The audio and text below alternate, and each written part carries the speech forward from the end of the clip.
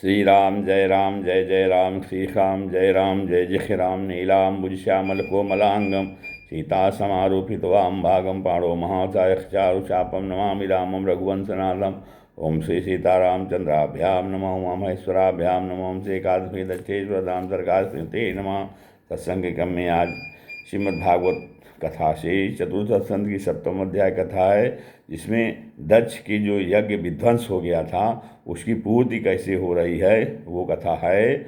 मैत्रेय जी कहते हैं कि इत्यजेनानुनीतेने भवेने परितुष्यता अभ्यधायि महाबाहो गृहस्य श्रूयतामिति। श्रीमत्तेय जी कहते हैं, महाबाहो विदुर जी, ब्रह्मा जी की इस प्रकार प्रार्थना करने पर भगवान शंकर ने प्रसन्नतापूर्वक हंसते हुए कहा, सुनिए। महर्षि महादेव जी ने कहा, नाघम प्रजेश बालानां वर्णैनानुचिन्तये देवमायाभिभूतानां दंडस्तत्र धृतो मया।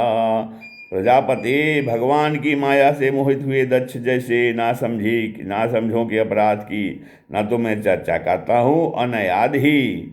मैंने तो केवल सावधान करने के लिए उन्हें थोड़ा सा दंड दे दिया। दक्ष प्रजापति का सिर जल गया है, इसलिए उनके बकरे का सिर लगा दिया जाए।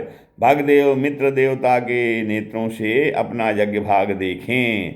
भूखा पिसा हुआ न खाने वाले हैं, वे उसे यजमान के दांतों से भक्षण करें तथा अन्य सब देवताओं के अंग प्रत्यंग भी स्वस्थ हो जाएं, क्योंकि उन्होंने यज्ञ से बचे हुए पदार्थों को मेरा भाग निश्चित किया है। अध्वर्यु आदि यागिकों में से जिनकी भुजाएं टूट गई हैं वे अश्विनी कुमार की भुजाओं से, और जिनके हाथ नष्ट हो गए हैं वे पूखा के हाथों से काम करें तथा भृगु जी के बकरे की सी दाढ़ी मूछ हो जाए।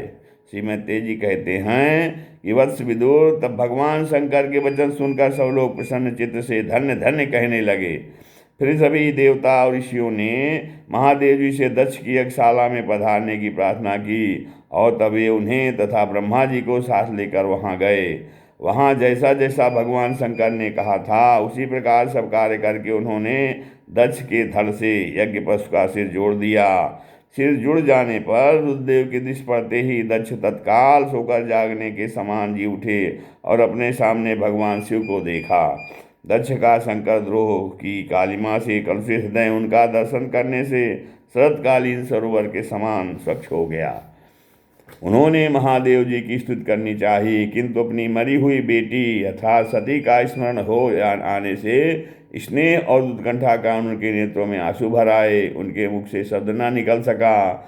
प्रेम से विह्वल परम बुद्धिमान प्रजापति ने जैसे तैसे अपने हृदय के आवेग को रोककर विशुद्ध भाव से भगवान शिव जी की स्तुति करनी आरंभ की। दक्ष ने कहा, भूयाननुग्रह अहो भवता कृतो मे दंडस्त्वया मयि भृतो यदपि प्रलब्धः न ब्रह्म बंधुषु चवाम भगवन्नवज्ञा तुभ्यम हरेश कृत एव धृतव्रतेषु।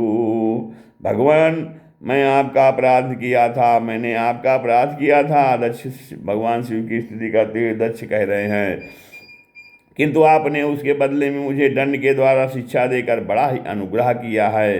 अहो, आप और श्री हरि तो आचारहीन नाम मात्र के ब्राह्मणों की भी उपेक्षा नहीं करते, फिर हम जैसे यज्ञ यागाद करने वालों को क्यों भूलेंगे।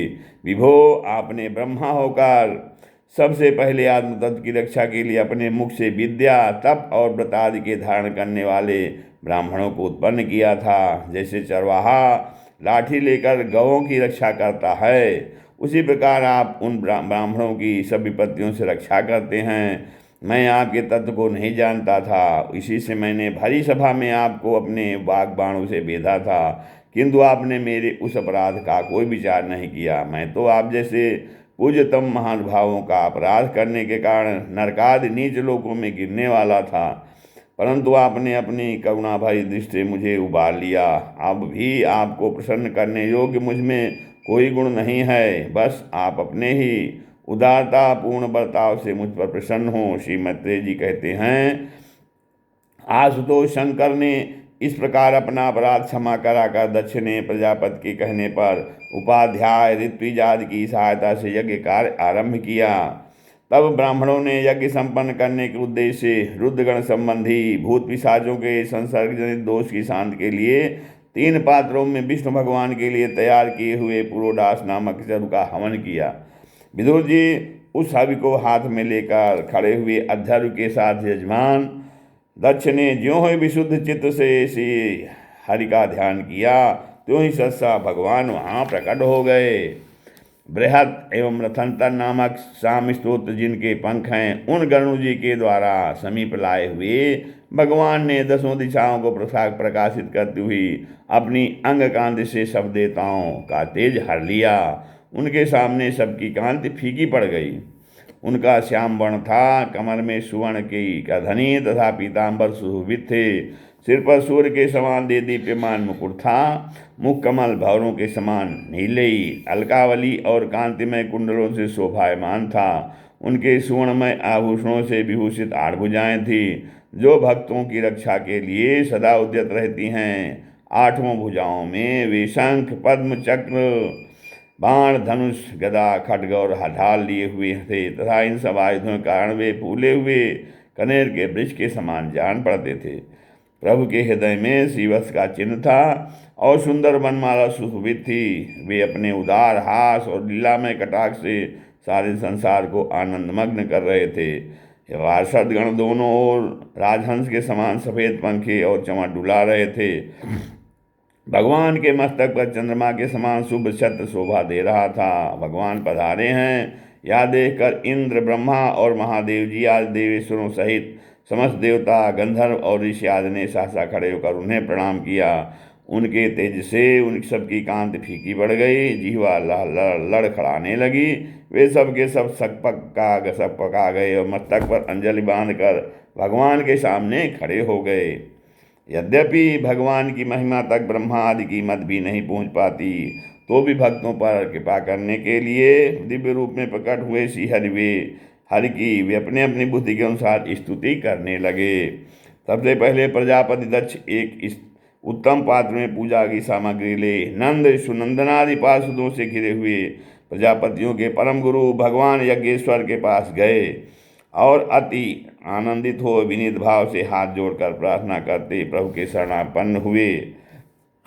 दक्ष ने कहा, भगवान आप अपने स्वरूप में आप बुद्धि की जागृदादि संपूर्ण अवस्थाओं से रहित, शुद्ध, चिन्मय, भेद रहित, अतएव निर्भय हैं। आप माया का तिरस्कार करके स्वतंत्र रूप से विराजमान हैं, तथापि जब माया से ही जीव भाव को स्वीकार कर उसी माया में स्थित हो जाते हैं, तब अज्ञानी से देखने लगते हैं।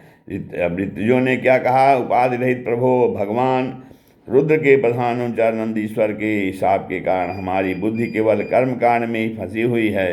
अतएव हम आपके तत्व को नहीं जानते, जिसके लिए इस कर्म का यही देवता है, ऐसी व्यवस्था की गई है। उस धर्म प्रवृत्ति के प्रयोजक वेदतई से प्रतिपादित यज्ञ को ही हम आपका स्वरूप समझते हैं। और सदस्यों ने कहा, जीवों को आश्रय देने वाले प्रभु, जो अनेक प्रकार के क्लेशों के कारण अत्यंत दुर्गम है, जिसमें काल रूप भयंकर सर्प ताक में बैठा हुआ है, द्वंद्व रूप अनेकों गढ़े हैं, दुर्जन रूप जंगली जीवों का भय है, तथा शोक रूप दावानल धधक रहा है, ऐसे विश्राम स्थल से रहित संसार मार्ग में जो अज्ञानी जीव कामनाओं से पीड़ित होकर विषय रूप मृग तृष्णा जल के लिए ही देह गेह का भारी बोझा सिर पर ले जा रहे हैं, वे भला आपके चरण कमलों की शरण में कब आने वाले हैं। अब रुद्र जी ने कहा, वरदायक प्रभो, आपके उत्तम चरण इस संसार में सकाम पुरुषों को संपूर्ण पुरुषार्थों की प्राप्ति कराने वाले हैं, और जिन्हें किसी भी वस्तु की कामना नहीं है, वे निष्काम मुनिजन भी उनका आदरपूर्वक पूजन करते हैं। उनमें चित्त लगा रहने के कारण यदि ज्ञानी लोग मुझे आचार भ्रष्ट कहते हैं, तो कहें, आपके परम अनुग्रह से मैं उनके कहने सुनने का कोई विचार नहीं करता।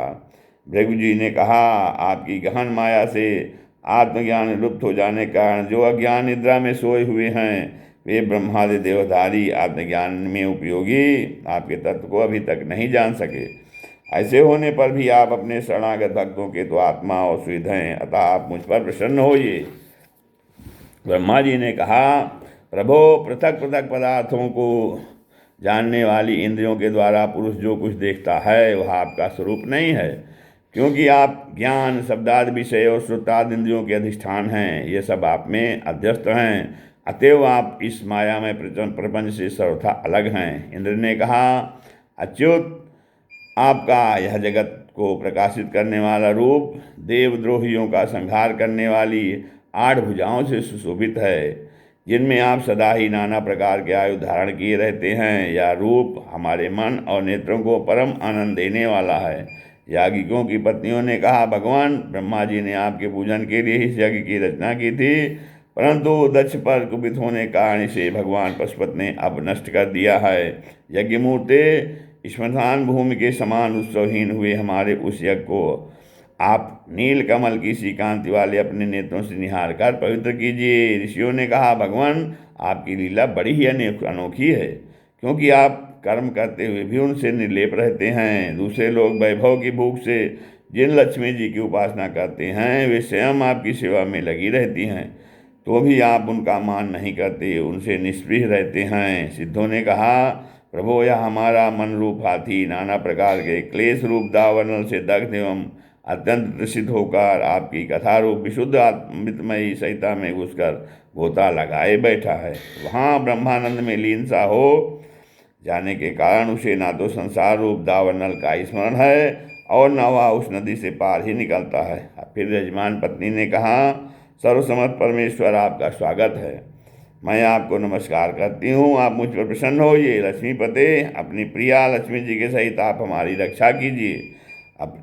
यज्ञेश्वर, जिस प्रकार सिर के बिना मनुष्य का धड़ अच्छा नहीं लगता, उसी प्रकार अन्य अंगों से पूर्ण होने पर भी आपके बिना यज्ञ की शोभा नहीं होती। लोकपालों ने कहा, अनंत परमात्मन, आप समस्त अंतःकरणों के साक्षी हैं। यह सारा जगत आपके ही द्वारा देखा जाता है, तो क्या माइक पदार्थों को ग्रहण करने वाली हमारी इन नेत्र आदि इंद्रियों से कभी आप प्रत्यक्ष हो सके हैं? वस्तुतः आप हैं तो पंचभूतों से पृथक, फिर भी 5 भौतिक शरीरों के साथ जो आपका संबंध प्रतीत होता है, वह आपकी माया ही है। अब योगेश्वरों ने कहा, प्रभु, जो पुरुष संपूर्ण विश्व के आत्मा आप में और अपने में कोई भेद नहीं देखता, उससे अधिक प्यारा आपको कोई नहीं है। तथापि भक्त वत्सल, जो लोग आप में स्वामी भाव रखकर अनंत भक्त से आपकी सेवा करते हैं, उन पर भी आप कृपा कीजिए। जीवों के अदृष्टवश जिसके सत्वाद गुणों से बड़ी विभिन्नता आ जाती है, उस अपनी माया के द्वारा जगत की उत्पत्ति, स्थिति और प्रलय के लिए ब्रह्मा आदि विभिन्न रूप धारण करके आप भेद बुद्धि पैदा कर देते हैं, किंतु अपनी स्वरूप स्थिति से आप उस भेद ज्ञान और उसके कारण सत्वादि गुणों से सर्वथा दूर हैं। ऐसे आपको हमारा नमस्कार है। ब्रह्म स्वरूप वेद ने कहा, आप ही धर्मादि की उत्पत्ति के लिए शुद्ध सत्य को स्वीकार करते हैं, साथ ही आप निर्गुण भी हैं। अतएव आपका तत्व न तो मैं जानता हूँ और न ब्रह्मादि देवता कोई और ही नहीं जानते हैं। आपको नमस्कार है। अग्निदेव ने कहा, भगवान, आपके लिए तेज से प्रज्वलित होकर मैं श्रेष्ठ यज्ञों में देवताओं के पास घृत मिश्रित हावि पहुँचाता हूँ। आप साक्षात यज्ञ पुरुष एवं यज्ञ की रक्षा करने वाले हैं। अग्निहोत्र, दर्श, पौर्णमास, चातुर्मास और पशुहोम, सोम, ये 5 प्रकार के यज्ञ आप ही के स्वरूप हैं तथा आश्रावय, अस्तु, सौ, खट, यजे, ये यजामहे, वखट, इन 5 प्रकार के यजुर्मंत्रों से आपका ही पूजन होता है। मैं आपको प्रणाम करता हूँ। देवताओं ने कहा, देव, आप आदि पुरुष हैं। पूर्व कल का अंत होने पर आप अपने कार्य रूप इस प्रपंच को उदर में लीन कर आपने ही प्रलयकालीन जल के भीतर शेषनाग की उत्तम शैया पर शयन किया था।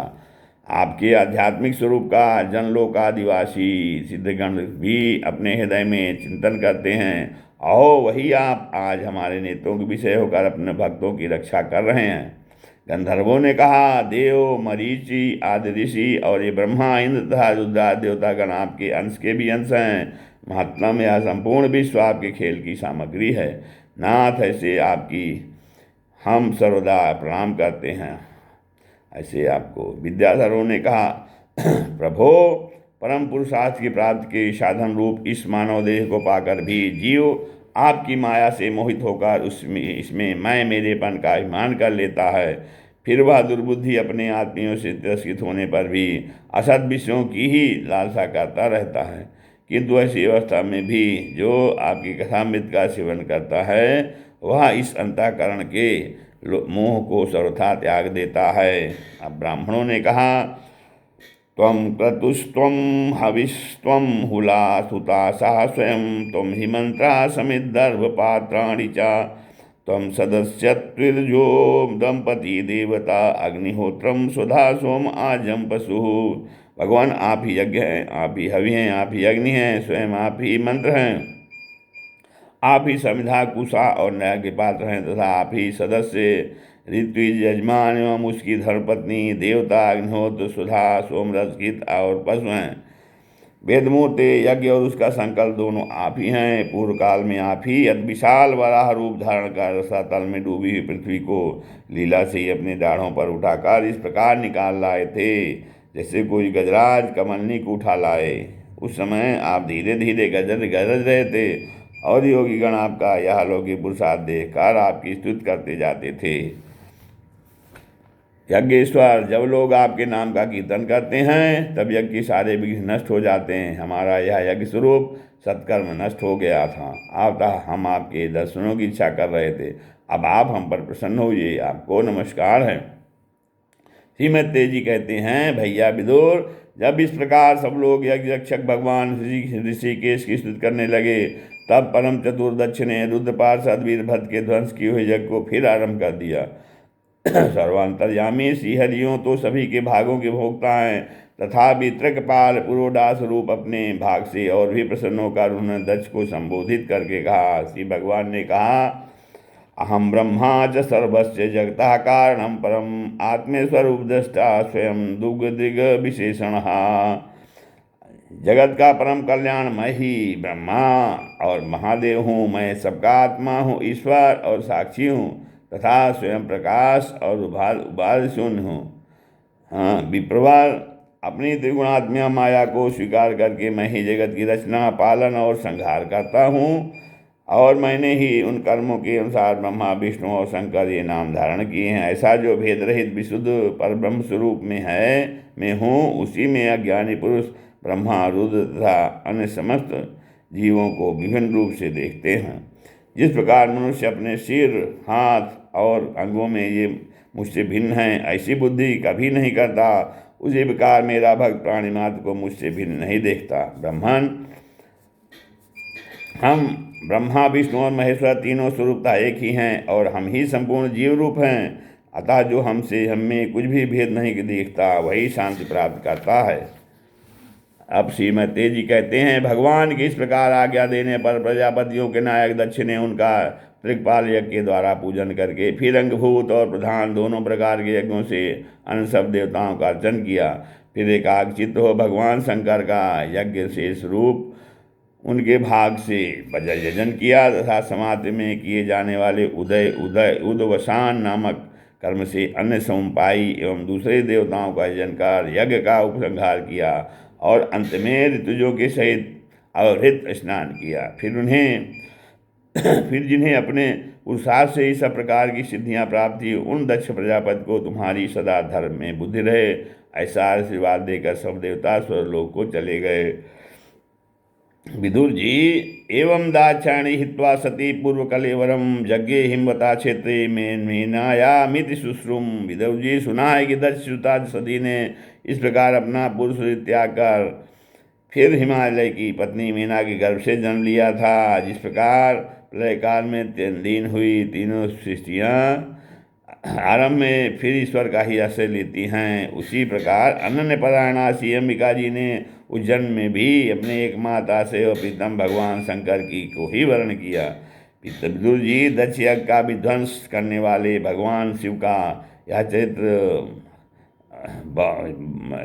जो है बृहस्पति जी के शिष्य परम भागवत उद्धव जी के मुख से सुना था। गुरुनंदन श्री महादेव जी का यह पावन चरित्र यज्ञ यश और आयु को बढ़ाने वाला तथा पाप पुंज को नष्ट करने वाला है। जो पुरुष भक्ति भाव से इसका नित्य प्रति श्रवण और कीर्तन करता है वह अपनी पराशक्ति का नाम कर देता है। श्री राम जय राम, जय जय राम, श्री राम जय राम, जय जय राम।